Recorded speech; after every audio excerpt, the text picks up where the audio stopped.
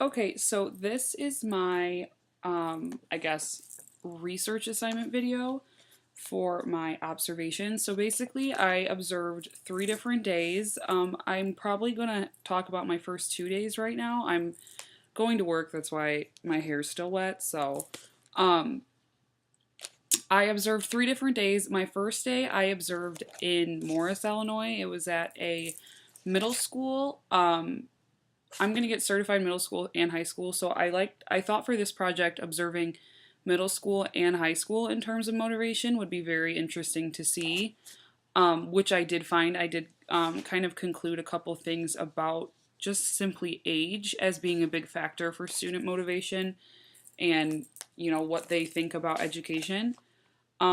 So I guess I'll talk about day one first. I observed a middle school classroom. So I observed 6th, 7th, and 8th grade. No, 7th and 8th grade. Just 7th and 8th grade. Language arts and a lot of English. I'm English ed, so a couple things that I noticed in terms of student motivation at a middle school level. I have written down that the teacher was explaining an assignment that was due the next day, and a boy, this was in an 8th grade class, raised his hand and asked, will this be great? I mean, are you grading this? Is this for a grade? And it was just kind of a simple exchange, like, yeah, it'll be for a grade. But I started realizing that with reading whole and discussing it through ReggieNet, that affected a lot of how I was as a student. And it kind of made me realize that kind of what I concluded from that is that the student would try more if he knew it was graded. And I've always kind of, I guess that's a pretty common sense thing to conclude from that, but it's like in terms of education, as a student, when I was in middle school and high school, I guess I never really was super bummed out that I wasn't really interested in learning. And it wasn't until I really took this class that I started realizing that I really wasn't interested in learning as a student. And I kind of realized that maybe it was just for that unit. I can't conclude a lot from that just one statement, but that he's not really interested in learning either. He's just kind of like, are you going to grade this? How hard do I have to try? And I think that's kind of the biggest problem that I think I have seen that this class has kind of touched on, is that our students are not going to perform well if they're just extrinsically motivated. Grades are not something that are going to continually make students want to learn forever. I'm struggling with that now. From my statements, you probably would know that I was a straight A student. I did really well in school. I did what I was kind of told, and what was expected of me, which was another thing I really, really noticed at the junior high level was they were passing back tests this was the 7th grade language arts class, and this girl got a bad grade, and she looked at her friend and she said it kind of quietly, but she said, my mom's gonna kill me. And I remember saying very similar things like that. And I guess what I concluded, again, especially at a junior high level when students are so influenced by adults, and even at high school they still are, but for high school it's more you're starting to realize that you don't have to do everything your parents are telling you. So again, it was a huge factor that I kind of concluded from that little exchange, that parental pressures, especially even all through high school, I even face them in college still. I mean, if my parents are footing the bill for my school, I feel like I need to kind of meet their standards for my grades. But that's not really a good reason to be learning. I feel like I've never truly gotten anything out of my classes because I'm like, I need to get an A to make my parents happy. And it's sad because when you're a student, when you're a 7th grader, you don't see that. You don't see that there's this kind of world outside of your parents and grades and the schooling system, and that's your life. That's the biggest portion of your day. And a lot of people don't go into education, and a lot of people don't really look at it from this angle, that are we teaching our students to be good students, or are we teaching them to be good thinkers? And a lot of people just go through the schooling system and I think end up not really questioning it because they're like, oh, that was the schooling system. And I think that this class has really kind of opened my eyes to what student learning is and, how as an educator I can facilitate better to make sure that my students, of course, like, there's going to be students that, and the system we're in is like you get a good grade and that means you're a good student, but that doesn't necessarily mean you've learned anything. And that's something big that I think kind of observing a younger classroom really taught me and showed me was that these students really have no idea, like, that they're aware of like how the grading system works and they're aware of like their teacher-parent communication and they're aware of all those things, but they really have no idea that like putting so much pressure on them now as students, how that will affect them. So I guess to conclude, what I kind of saw from my junior high experience was a lot of parent-teacher motivation and a lot of grade motivation. There wasn't a whole lot of, I really, really liked this book. I really, really liked this project. I really had fun doing this. It was, and maybe it was just a bad day. I mean, I observed on a Monday, so, yeah, it could have just been that as well. But, yeah, a lot of parent-teacher motivation, a lot of grade motivation. So there's two big things that on day two, I got to observe park testing, which I was super excited about in terms of student motivation because, I mean, I could talk for, I think, 45 minutes. There's a train going by. So park testing, I could probably talk for an hour on some of the instances that I saw during park testing that were just like red, like just in my face examples of student motivation or lack thereof student motivation and how they view the education system, especially this like kind of changing education system. And then on day two, I got to observe park testing, and I would say that, holy cow, the amount of like, I guess, clarification or like reinforcement for all the ideas that I have been questioning through this class, and all these like, should we be standardizing the students? Like, I know we should be measuring the students, but why are we doing it this way? Really, like, from seeing it from like a student perspective was huge. And it's sad because I talked to the teacher that I observed after the park testing, and I mean, he completely basically just let me know that he completely doesn't agree with it. He thinks it's ridiculous that we're testing these students this much. But I have a star next to, here it is. Okay, so I have a star next to this kind of exchange. Two girls were sitting next to each other, and one asked the other one, are you gonna like try on this? Like, are we supposed to like try on this? And I was like, ding. Like, I was like, oh my gosh, like, yes. And the other girl said, oh my gosh, there's another train. The other girl said, she said, I mean, we don't even have to take this. And the other girl was like, what do you mean we don't take this? And she was like, yeah, if your parents didn't want you to take this, like, you don't have to take this at all. Like, this doesn't count for anything. This doesn't mean anything. And the girl was like, oh, then I'm going to Christmas tree it. And I was like, so many things going on here in terms of student motivation. So first was the big thing was, do we have to try on this?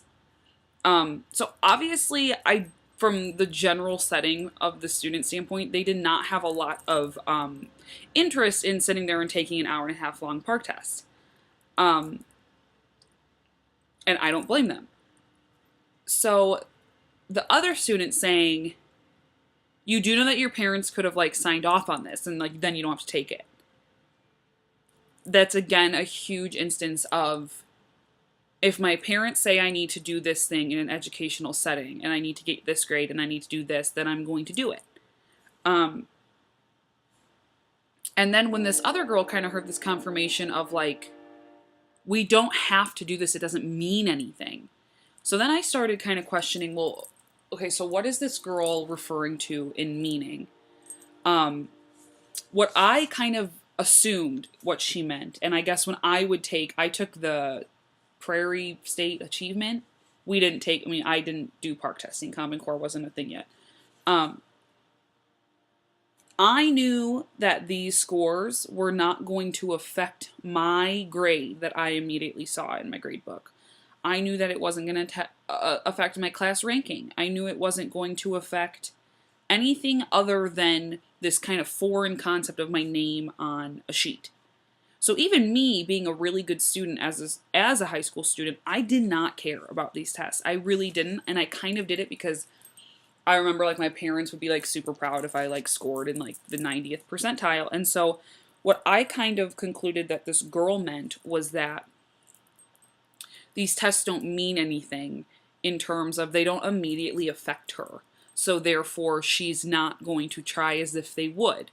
So that was a huge thing I kind of concluded from these kind of testing situations, is that if students do not if they're not immediately affected by the test score, if they're not getting it graded back to them, they don't really care. They don't really see the purpose in spending an hour and a half on something if it's not really going to affect them. And they don't see the larger implications. They don't understand as students that no, these test scores affect your school's budget. So then next year we won't have this, or we will have this. And it's so outside of them, and I didn't understand that until I started literally studying education. Did I not understand how important those test scores are in the sense of like making your school a better place? Not in the sense that they're important because I actually think they're important. But these students can't grasp that. They're all in their own little sphere of, okay, well, they're high schoolers. They're only going to be affected by things that immediately affect them. Both of these girls got their tests done in 15 minutes and then proceeded to look at prom dresses. So it's like, in terms of student motivation, that's a huge other factor, is what is relevant to these people? What is relevant to these students? I mean, these students are athletes. They're in dance team. They're on the school paper. They have prom. They have boyfriends. They have friends. There's a football game. A lot of times these students are not extremely focused on, oh my gosh, this park test, it's so important to me.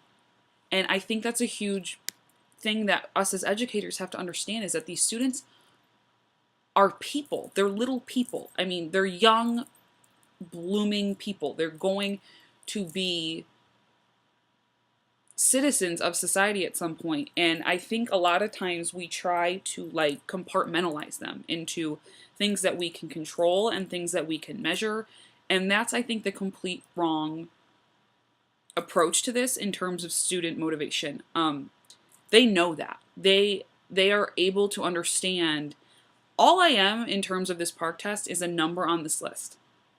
It doesn't mean anything to them. And so I guess as an educator, what I concluded from this is, if I have to teach a setting where I'm teaching Common Core, where park testing is prevalent, where if this is the system I'm going into, I need to find a way to make sure these students find a way to make these tests relevant.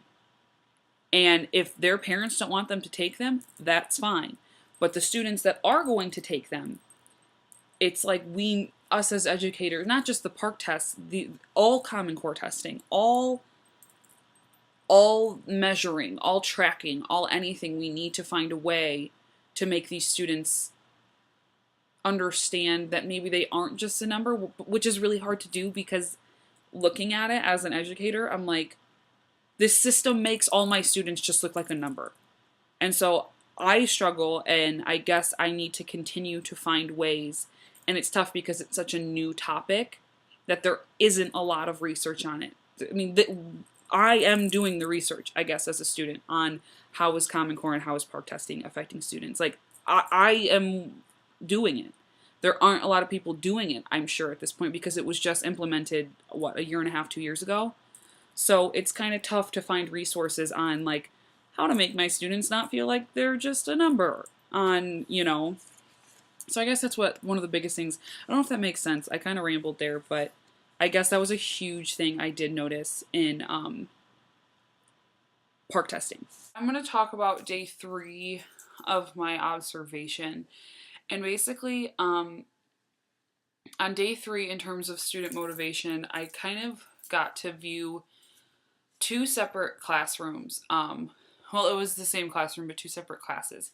And one of those classes, and the classroom had, I think, 8 students that had IEPs. So it was co-taught because of the amount of IEPs that were in the classroom. So, and then the next hour directly after that is an AP class.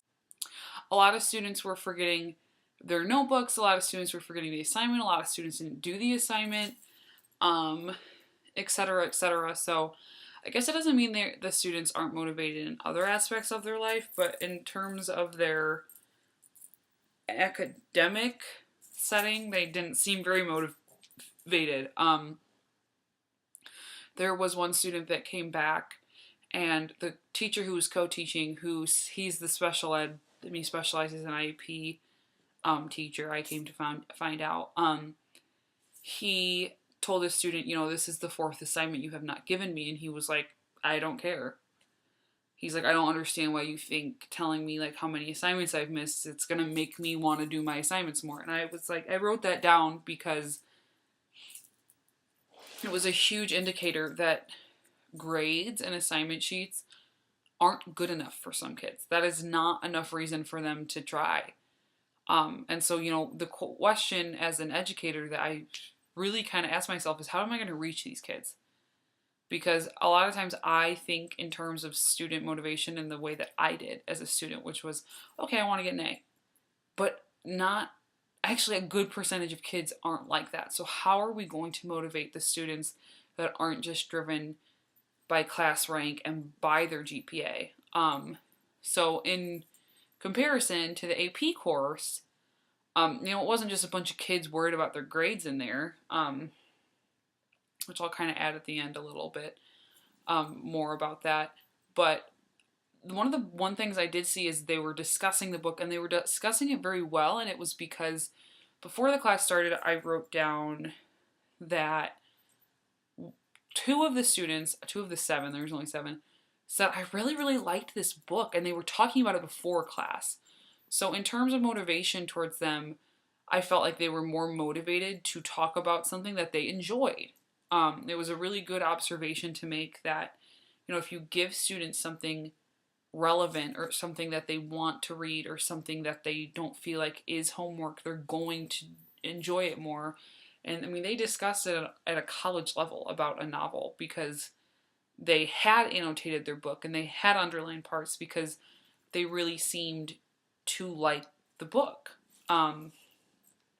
So, it's difficult though to be like, yay, we motivated the AP kids, because a lot of times AP students are already very motivated. So, I guess for me as an educator, I think my biggest goal, if I ever get AP classes, is I want to show them that there's more than their GPA. And that's very hard to tell a student who's in the top 10 or who has a 4.0 or who has anything kind of like along those lines. You probably couldn't have convinced me that there was anything else out there when I was that age. But I don't know. I don't want students to feel the way I did. And in terms of student motivation, I was motivated by a lot of external factors. I was motivated. I was a competitive person. I was a swimmer for 12 years. I was very motivated and competitive, but it got to the point where it wasn't fun anymore. I didn't get like a free rental anymore for getting an A. I mean, it was just more like, oh, I've had a 4.0 for so long, I better keep it. And I didn't know why. And so I guess what I've learned, I guess if I could conclude anything about student motivation, is you need to find what motivates your students in terms of, I guess, kind of outside of education. It's not my job as an English educator to make every kid love Shakespeare and be motivated to read Shakespeare. It's my job to say, what motivates you? What do you like to do? And how can I make Shakespeare make that better? And I think that's like the biggest thing in terms of motivation that I've kind of come to understand, is that not every kid is going to be motivated to get an A. But what can I motivate them to do then that will help them? Because that's not important to every kid. And I didn't really understand that, because that was all that was important to me. So, yeah, I don't know if I did this right, did this assignment right. I'm trying to keep this under 15 minutes. It's kind of hard to do that, I found. I thought I wasn't going to have enough information, and I guess I ramble. So, yeah, this is my final research project, as informal as it seems. But yeah,